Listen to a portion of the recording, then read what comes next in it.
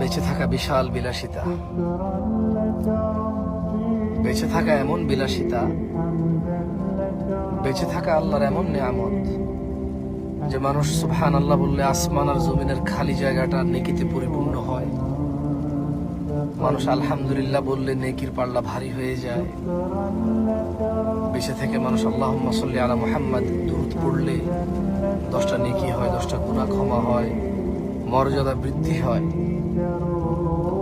ওর প্রতি রহমত নাজিল হয় 10 বার। বেঁচে থাকলে ফজরের 2 রাকাত সুন্নত আদায় করলে দুনিয়াতে যা আছে এর চেয়ে বেশি কিছু পাওয়া যায়। বেঁচে থাকলে ফজরে 2, জোহরে 6, মাগরিবে 2, ইশায় 2, মোট 12 রাকাত সুন্নতে মুআক্কাদা পড়লে আল্লাহ সুবহানাহু ওয়া তাআলা জান্নাতে ঘর তৈরি করবে। যে ব্যক্তি প্রতিদিন 12 রাকাত সুন্নত আদায় করবে তার জন্য আল্লাহ একটা করে ঘর নির্মাণ করবে। সুবহানাল্লাহ।